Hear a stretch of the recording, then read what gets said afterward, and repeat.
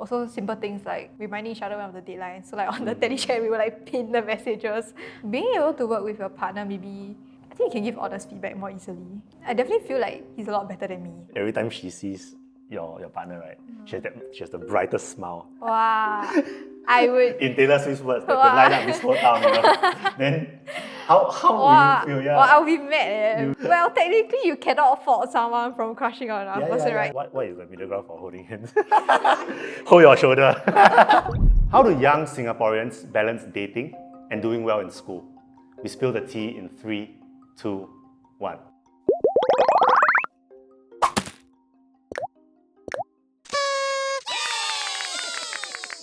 Good morning, ladies and gentlemen, boys and girls. Welcome to the Youth Tea Party, a show for youth, with youth, where we talk about all things youth. We are not a political party and have no intention to run for office.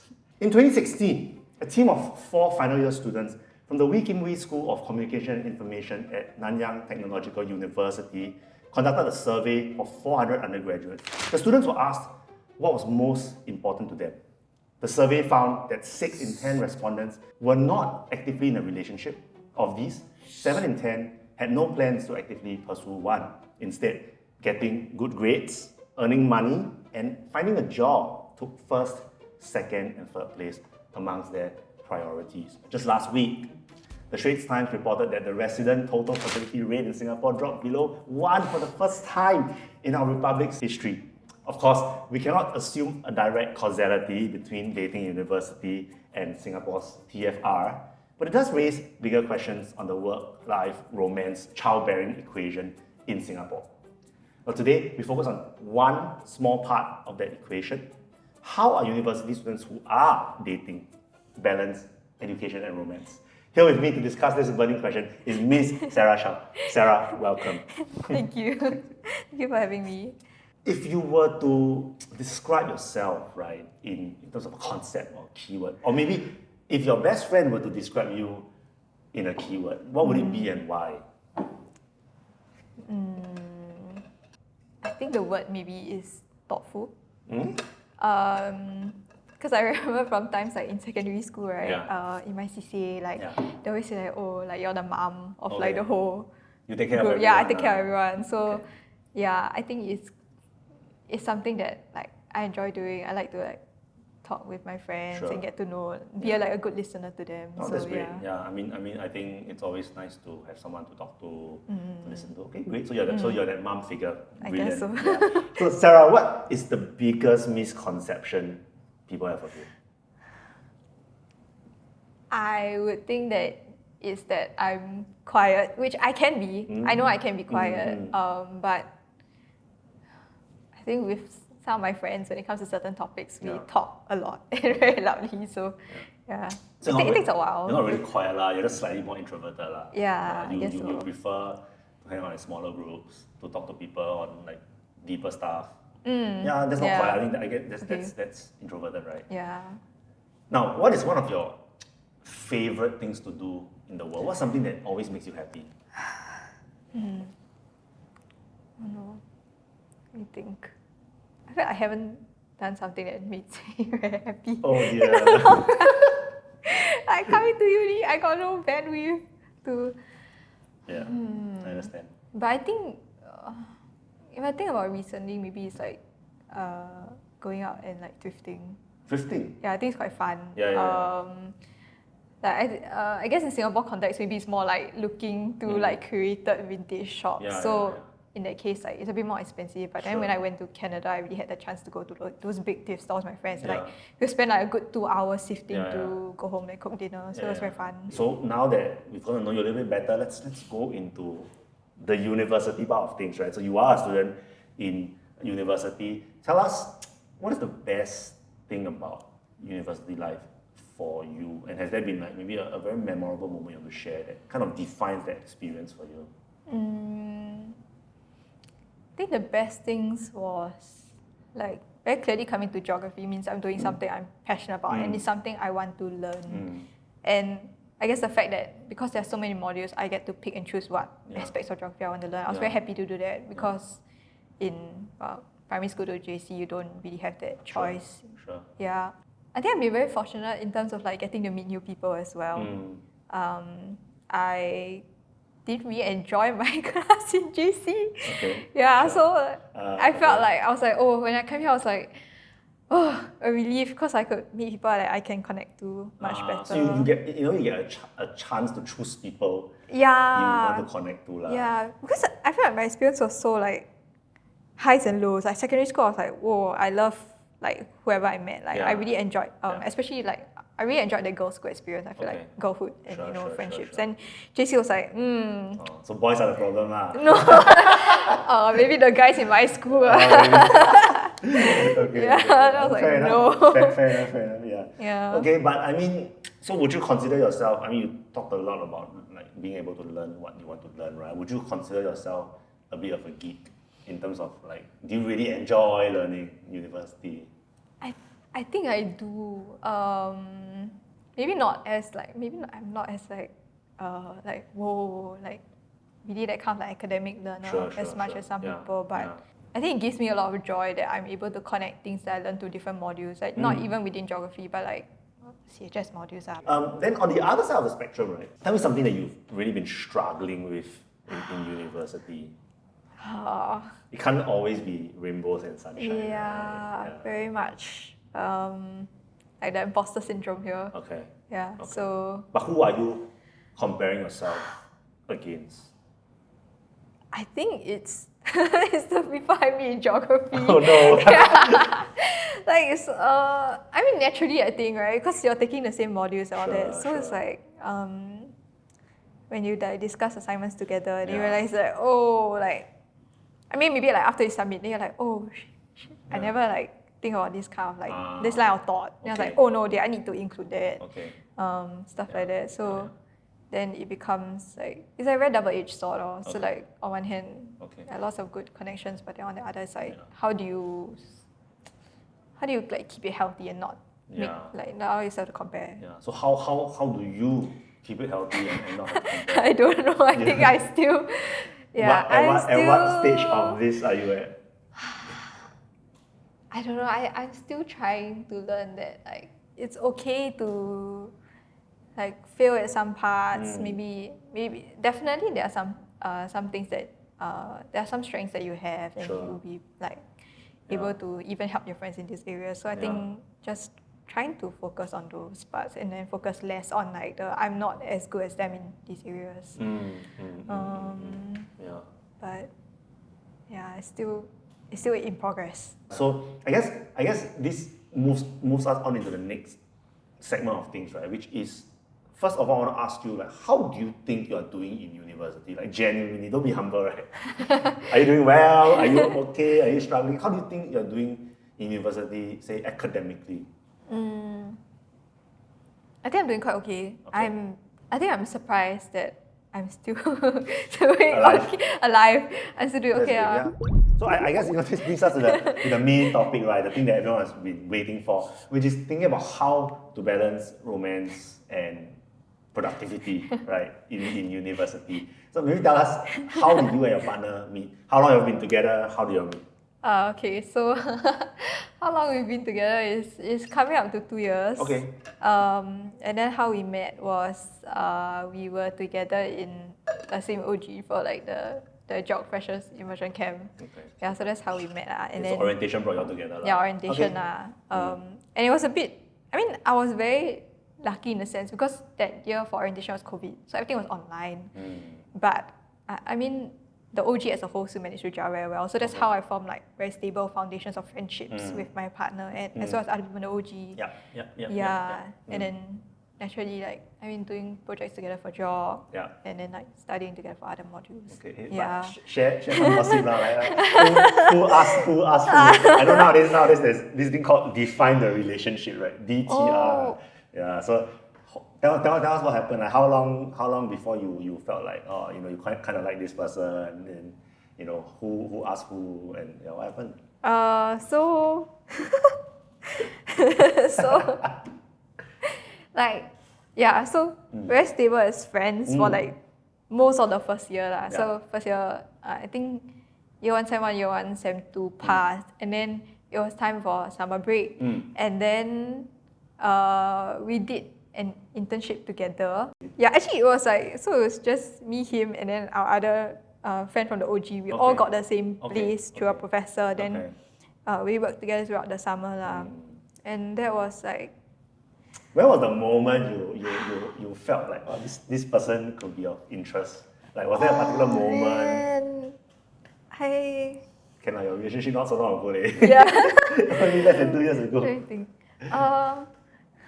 I don't know, cause for me, right, I cannot I wouldn't date someone without being their friend first. Oh, okay. Yeah, so I feel like my interest started out like from the very start. So during the camp, right? He was very like funny lah. Then we played a lot of games together. And then I was like, oh, this person, like I really want to be like his friend and like get to know him better in Geog. Yeah, so like I mean my interest was already there. Like maybe it's not a romantic one, but then like I love to get to know my friends. Yeah, and then during summer internship was, I don't know, I think summer internship was a time that we could spend a lot of time together. So then I was like, oh, I know how to swing it. Yeah, slowly lah, right? Yeah, it's a very gradual process. So was he the one that asked you to be his girlfriend? Or Yeah. Okay. How did he do it? What was the setting like? Was it romantic enough for you? I think I wasn't very sure. Okay. Yeah, Fair. because of my family lah. Like Understand. Interracial, yeah. Understand. Okay. But then I think one day after work, right? Then we were like, okay, let's chill. Then we went to sit like at some pond, and then he was like, oh, like no, hold hand. Okay. Yeah. And then also, he didn't say lah.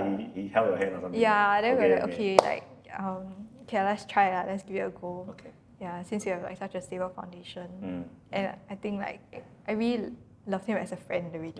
Yeah. So I felt like that was very important to me. That's great.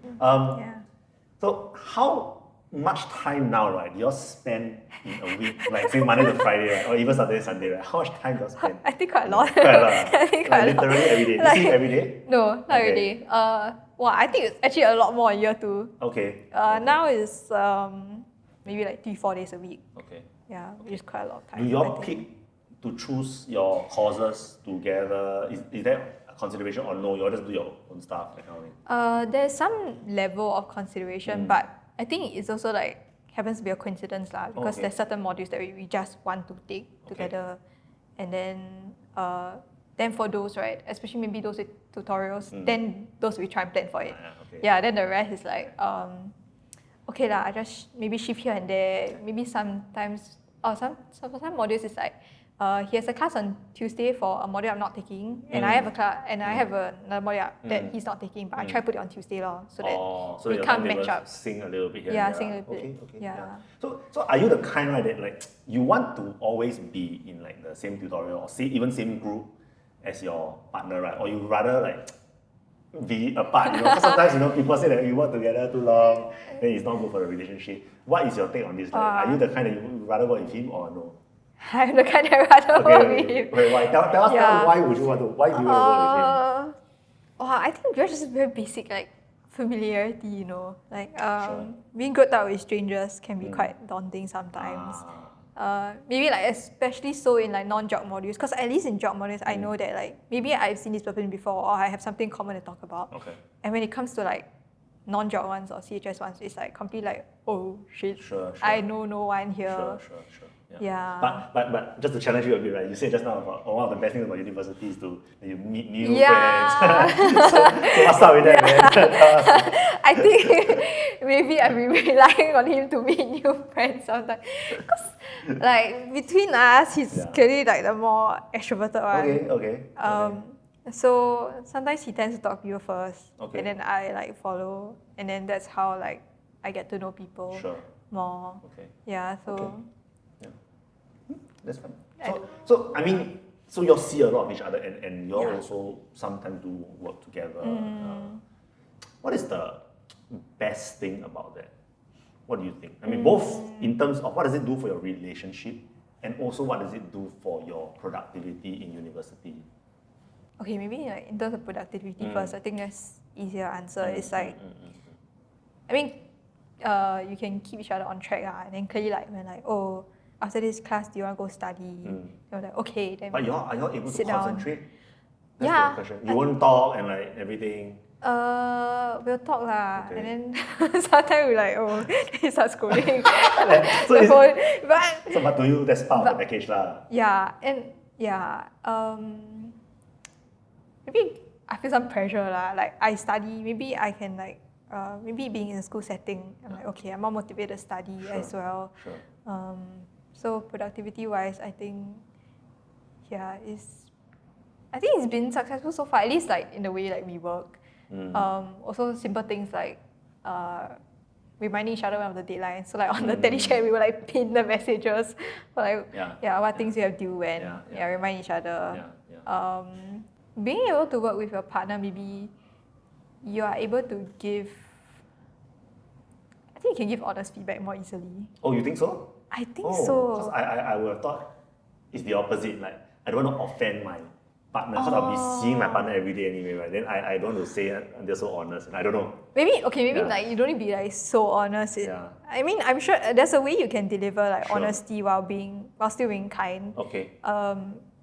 But I feel like I find it harder to offend my friends really? or like strangers Okay. than my partner lah. I think I mean, cause we do give feedback on each other's work and stuff like that. So I think I'm getting used to like okay, we can talk to each other about stuff like this and then try to help each other out. Like the basis is you're trying to you're both working on the same goal lah. So I think it's been fair enough. But does it never come to a point where you feel like you are in competition with him? Right, you know, in university, all this stupid bell curve thing lah, and all that stuff. Do you never feel like, this guy is my competitor? You know, I don't know what. I think you do naturally sometimes? does. Yeah, naturally, right? Yeah, naturally does. So I mean, tell us more about that. I think it's quite interesting. About dynamic. Wow, it's quite difficult actually. I feel it's very difficult to navigate. I was talking to one of my friends on exchange because his girlfriend is also in the same major as him, different major lah. Yeah. But he was telling me how like she also feels like she is competing with him lah. And then it's like healthy competition is okay, but it has to get. I think you have to be very self-aware that you shouldn't be like beating down your partner, or on the other hand, you shouldn't feel inferior to your partner if you are like not doing maybe so well. It's been quite difficult for me, I think. Like it's like at least like I'm self-aware of the fact. I think there's progress, but I'm still working on being okay that like he has certain projects that he's doing that I'm not involved in, and then I think like coming to the understanding that he's his own person, I am my own person, and there's things that I like and I enjoy, and there's things that he likes and he enjoys, which may be like in terms of like academics or like projects that kind of like is seen as like valued in society, whereas maybe the things I enjoy is like it's hobbies, but like still like everyone has their own interests, so it's like you shouldn't pit each other. I think it's really important, right? Like, I think at the end of the day, you don't want to be also seen as like your boyfriend's girlfriend, or you don't want him to be seen as Sarah's boyfriend. You all want to have your own identities as well. It's great that you all are together and happy, and that's great, right? But at the end of the day, you don't want your self-worth and identity to be pegged to another person, even if it's the closest person to you. Right. So I think that's a really important tip that you have shared inadvertently. And I think this is something that hopefully other people in your position can take note of as well lah. I think it's really, really important. I think what else also helps is that like I think if you're feeling that way, then tell it to your partner. And so has this been something you all discussed? Yes, we've actually we've discussed this multiple times. Sure. I think it's something that we both know is present. Like it's not completely gone. Yeah. There's sometimes this feeling of inferiority or whatever. Sure. But then what your partner can do to help is that like, you know, when you're talking about these kinds of things or like in everyday life, they make the effort to remind you of like your own strengths or your interests, and it's like valued and all that kind of thing. So yeah, you don't feel like you don't feel that way yourself, and you ensure that your partner also helps you like regulate that feeling. Sure. Yeah. No, I get it, but I'm actually very curious, right? So when you say that, I feel inferior, right? What is the marker of it? Is it your actual grade, right? Is it your CAP? Is your actual grade? What are the metrics by which you measure your so-called superiority or inferiority? I think grades is one thing, but I feel like academics wise, I kind of like that aspect. I feel like I've learned to put behind me a bit more. Okay. Like, okay lah, you know, there's some things we're better at, some things we're not so good at. Yeah. But yeah, at the end of the day, it's your own grade, so I'm not too troubled by that. And it's not like, you know, they didn't help me with my this kind of things. Like it's your own responsibility for your own grades. So I think that's okay. But I think the bigger thing that I'm worried about is personality-wise, I feel, for some weird reason. Like because I feel like he's more outgoing and also very humorous. So that allows him to connect with a lot of people more, including like the teaching staff. I see. Yeah, and I'm more introverted so naturally it takes me like quite a while. And it takes me, especially talking to like professors, takes a lot of like confidence to do that. Yeah, that's something I'm not very I'm not very used to. Yeah. So, and I think we also all understand the fact that like not every professor has time to get to know your students, because especially if they're teaching such a big class, it's just simply impossible. Yeah. So it's like in a way also understanding that it's no one's fault. Like you can't really change these kinds of things. On the whole, right? Would you say that you are balancing your university life and your relationship pretty well? I think so. Okay. Yeah, I don't feel like there's a problem with either the relationship or my university life now. I'm happy where it is. I have some scenarios for you, and I want you to tell me how you would react, right? These are all hypothetical scenarios, okay? This is not, these things don't happen in real life, or maybe they do, but let's see. So you have an important test 2 days from now, but your partner is ill at home, right? And then your partner never really call you and say, hey, can you come over and take care of me? Or what? But he's been complaining, so I really feel horrible, you know, that kind of thing. So in a way, hint lah, a bit, right? Do you drop everything, go over and take care of him? Or would you want to rather study at home and focus? I think got middle ground, right? What is the middle ground? Middle ground for me is go there and study. Go there and study. I knew you would say that. Yeah. But do you think you'll be productive? Yeah, I think it's happened before. Okay. So I just sat there and just to like keep him company. Yeah, like at least like settle things first, like go to doctor, then come home, then like can nap, then I just do my work. I see. Yeah. Producers, we need to have better scenarios. He's gaming the scenarios too easily. Okay. It's okay. It's just this that level one. Yeah, level one. Okay. Now, you are grouped together with your partner in the same project group, right? But you all have a fundamental disagreement on how you should move the project forward. He say A, you think, this one cannot. You say B, he say, this one cannot, right? And then your groupmates are all like zoned out. They're like, whatever, you're going to fight. How do you resolve this? I guess this goes back to the mentality that, the inferiority complex or whatever, right? Like, who is better, so to speak, right? Yeah. So I think this is a really important question. Like, has this happened before? How do you all resolve this? Or if it hasn't happened, how do you think you would resolve this? Wait till you see level 3 question.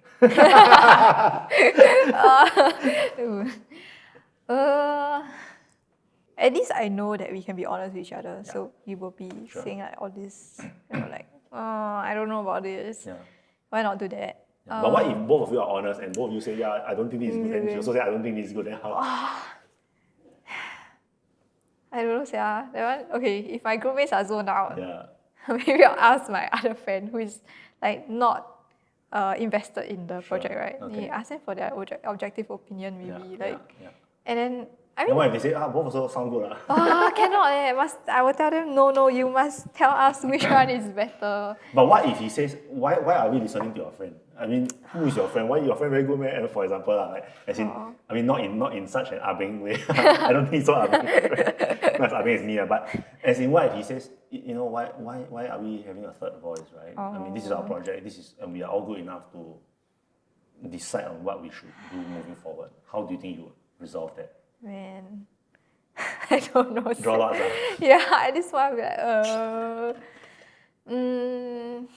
best way is if we can find a way to pick elements from both our suggestions. So like but kind of meet in the middle. yeah, if not, I feel like honestly I'm the kind of person to give in. Oh, okay. Yeah, even other group projects, right? If there is someone who is very, like set on their idea, I feel like okay, you know what, it's not worth it. Like I will find ways to tweak it so that maybe it can align better with both visions. But yeah, I'm honestly not the kind of person to fight over. Fair. Yeah. Fair. Okay, last scenario, right? So you've been doing pretty well so far. You and your partner are in the same course, right? But you're not in the same project group. And you've been grouped together with a guy who has no qualms about openly expressing his interest for you, right? Your partner shows some dissatisfaction, some disagreement. What will you do about it? Would you say go to the professor and say, I want to change group? Or what will you do? Or would you talk to him? How would you do, and how will you react to the guy in the first place as well? Yeah. Wait, so my partner's not the same group as me? No. Okay. Yeah. How would I react? Honestly, Has this ever happened before? no. Okay, Thankfully not. Thankfully not. Who knows, It's right? a scenario. Maybe you're very popular. No. Okay. I think the first thing I'll do is like this not it. Like I don't appreciate that. Okay. I'll try and talk to the person first. I think actually we were discussing about this. Okay. We will probably try to talk to the person first. Oh, you mean you're already discussing about this? Yeah, Oh, we were interesting. We were thinking like, Hey, producers, you're getting your scenarios right. Keep it up. yeah, we were like,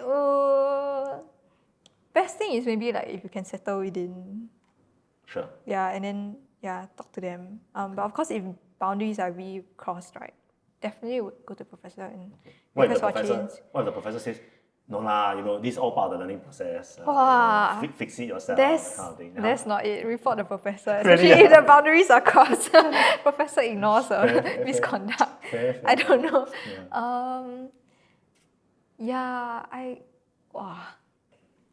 Best if the professor can really like change a group lah. I think in most instances they would lah. They would. I would think Especially so. if like it's bordering on the level of inappropriate, then it probably would lah. Then that's really a problem. Okay, what if say this guy, right, he's not like very aggressive one, but you know that he likes you, right? Yeah. But he's not the kind that will openly show. But you just know lah. Then let's say your partner is not happy with that. Yeah. So now it's a bit trickier, right? Yeah. Would you say like, no lah, it's fine. He also never do anything inappropriate, right? Like just trust me. I will never, like him or whatever. Nothing will happen between us. Or how will you deal with that then? Honestly, I would. Okay, let's say he doesn't know that I have a partner, right? Then I'll try and clearly show that. No, right? he knows. Oh, he knows. Yeah. Yeah, we also discussed this. Oh, really? And we were saying like, well, technically you cannot fault someone from crushing on another person, right? In the same way, correct. if a girl like had a crush on my partner, right? Yeah. I mean, there's nothing I can do. I cannot say like, whoa, you cannot have a crush. So you won't be like the kind that you will go to her and say, hey, back off or whatever. No, especially if she knows, because I would assume that most people, like, nothing wrong with having a crush, but if you know the person's taken, you Don't likely act on it won't, lah. likely they won't act on it. Usually it's the case. So it's only in the case where they act on it, then I think something has to be done. If not, But let's say you're in the same tutorial group or whatever, right? And then every time she sees your partner, right, she has the brightest smile. wow, I would. In Taylor Swift's words, that could light up this whole town, Then how will you feel? Yeah. Well, I'll be mad. You'll be mad, right? Yeah. But at the same time, I wouldn't do anything to her because like I really. You can't do anything. I can't do anything. Okay. It's like really not her fault. Okay, So you are generally quite a reasonable person, I think. I would think so. Okay. But then right. Wow. Other scenarios. Privately, right, with your partner, then right, how will you then? Will you like say, hey, wow, now she smile you, I cannot take it, you know? Yeah, I'll complain. Yeah. Then how? so if the shoe on the other foot and he was complaining about that, how? To you, then how will you, allay his fears? I think I would like probably do my best to reassure him. Sure. That's what you can do, and if I can, honestly, try not to sit with that person like that. Try not to let that person sit next to me or whatever. Like sit as far away as possible. As physically possible. Yeah, in a group, yeah. Okay. So that makes really sense. like try to do like little things that can help reassure your partner. Okay. Yeah. Even though because you cannot do anything overtly. Of course. So that's probably the most. I think that's a really sensible answer. Yeah. I mean, these things are really hard. I mean, these things happen, right? They really do. Oh, they happen. And they're really hard to deal with. Happening to my friend right now. Yeah, exactly, right? So to me, right, I think the beauty here is that the way you react to these things with your partner matters. So the metaphor is this, right? You're driving, right? And then the car in front of you hits a sudden emergency brake. Then you also hit the emergency brake and you manage to avoid the car, but the car behind you smash into you. Oh. Right? Then the car just drives off. It's like that, it's a similar situation, right? So someone likes you, but what really will determine the situation is how both of you all react. Nothing to do with that person anymore. So I guess, like you said, if you're already stable, you all communicate, and no matter who has a crush on you, who expresses it, it won't matter at all. Unless the person is like super aggressive and outright. Yeah, so that's good. I think you've passed the scenario test. Well done. Yes. Stamp of approval. Yes, well done. Now let's go a little bit more philosophical, right? Yeah. We're moving towards the end now. Let's talk about something more philosophical, right? What do you think your love languages are in terms of giving and receiving? I wrote it down. Oh, great. I was like trying to remember.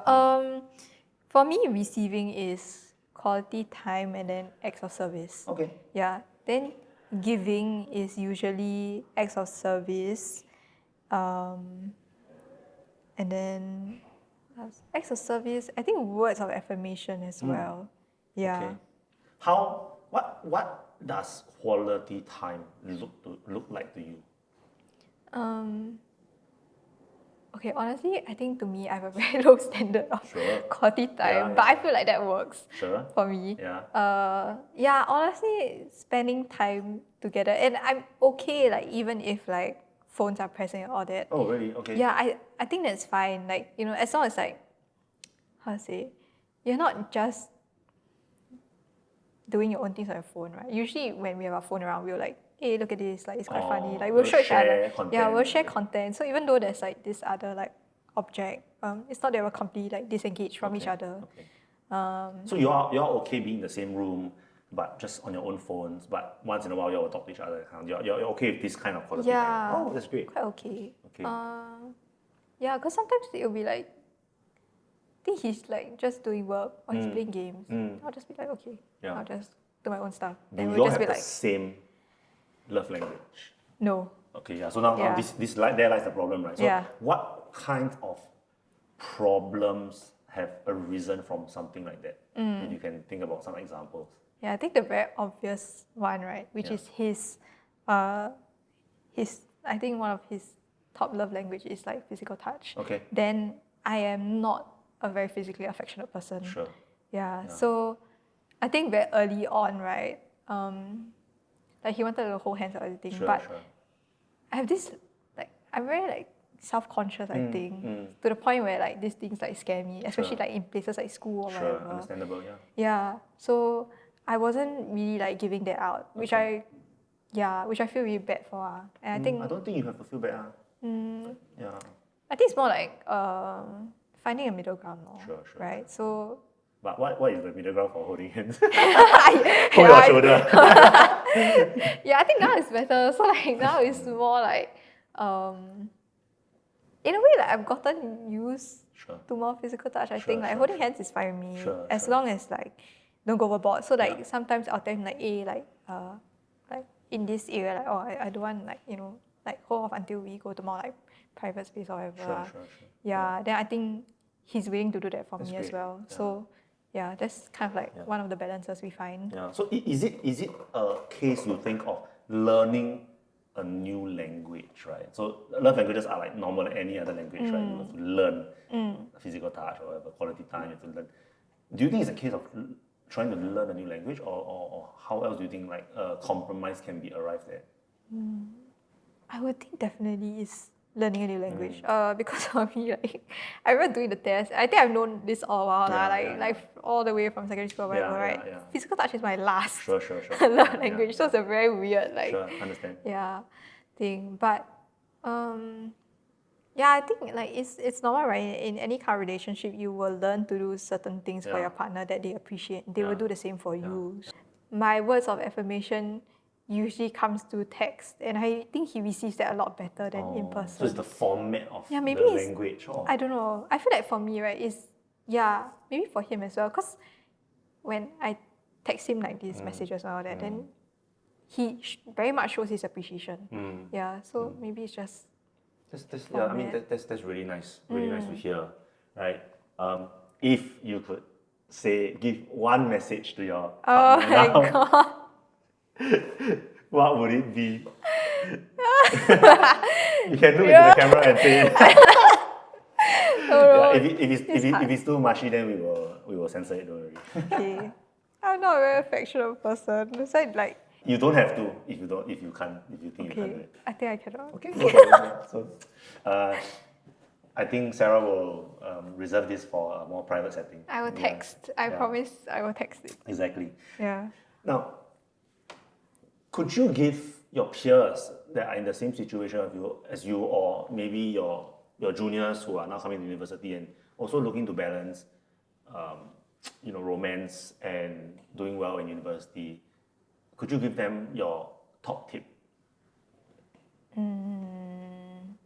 think this is like very cheesy and conventional, but communication is key.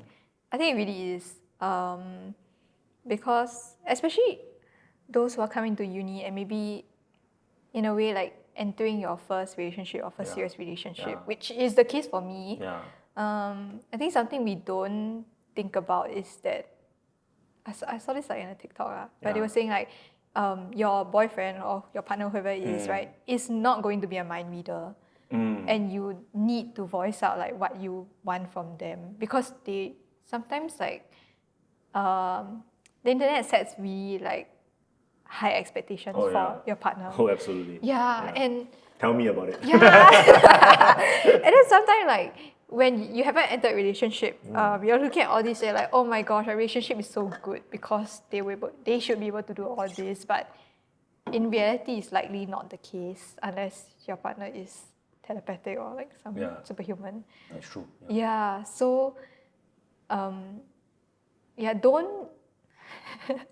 don't get annoyed or mad when they are unable to say the things that you want to hear or like do the things that you need them to do, because I think give them the benefit of the doubt. A lot of time they don't know.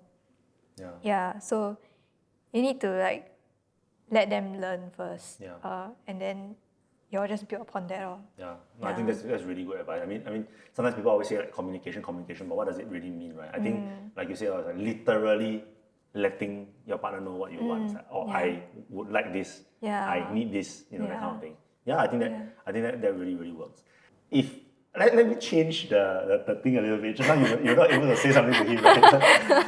But if you were given an opportunity to ask him a question, right?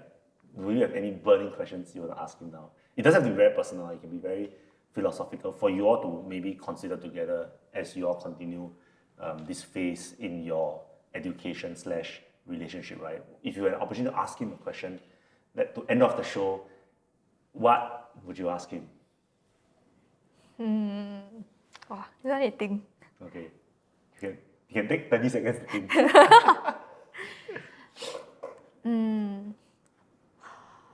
Like how can I like listen to you better or like more intentionally? And in doing that, like how can that like support you better?